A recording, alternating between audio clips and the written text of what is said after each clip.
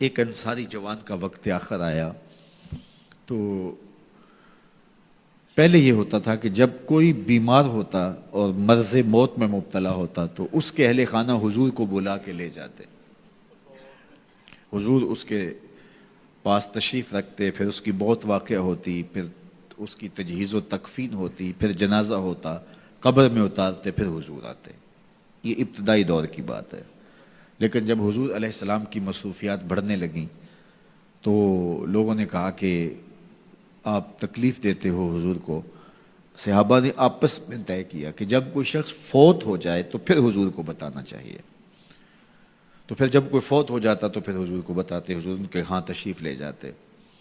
لیکن پھر اور زیادہ مصروفیت ہوئی تو کہا حضور کو جنازے کا بتانا چاہیے، پھر جنازے کا بتاتے، پھر اور کار نبوت کی اہم ذمہ داریاں اور نظم پھیلتا چلا گیا، تو پھر صحابہ نے آپس میں مل کے طے کیا کہ جنازے کا بھی نہیں بتائیں گے بلکہ جنازہ اٹھا کے حضور کی چوکھٹ پہ لے آئیں گے، اور پھر جنازہ اٹھا کے لے آتے۔ یہ باب البقیع سے باہر جو جگہ خالی پڑی ہے اور جنت البقیع کے درمیان جو جگہ ہے، یہاں لا کے جنازہ رکھا جاتا ہو۔ حضور کے دور میں سارے جنازے یہاں ہوتے تھے، تو پھر جنازہ لایا جاتا، حضور سے عرض کیا جاتا اور حضور حجرہ انور سے نکل کے جنازہ پڑھا دیتے۔ تو یہ ابتدا کی بات ہے، تو حضور پہلے ہی تشریف لے جاتے۔ تو وہ انصاری جوان کا وقت آخر تھا اور آقا کریم علیہ السلام اس کے سرحانے بیٹھے تھے، تو اسرائیل علیہ السلام روح قبض کرنے کے لیے آئے۔ روح جب قبض کرتا ہے ملک الموت تو وہ پاؤں کی جانب سے روح کو قبض کرنا شروع کرتا ہے۔ تو جب اس نے پاؤں سے اپنا کام کرنا شروع کیا تو حضور نے فرمایا اے اسرائیل ذرا نرمی کرنا، یہ میرا غلام ہے۔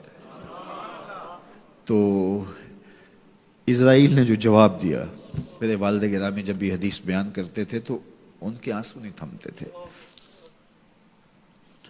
تو اسرائیل نے جو جواب دیا وہ کیا تھا؟ کرے عینہ کا، حضور آپ کی آنکھیں ٹھنڈی ہو جائیں، حضور آپ کی آنکھیں ٹھنڈی ہو جائیں، صرف اس کے ساتھ نہیں، آپ کا جو بھی غلام ہوگا اس کے ساتھ نرمی کروں گا، اس کے ساتھ نرمی کروں گا۔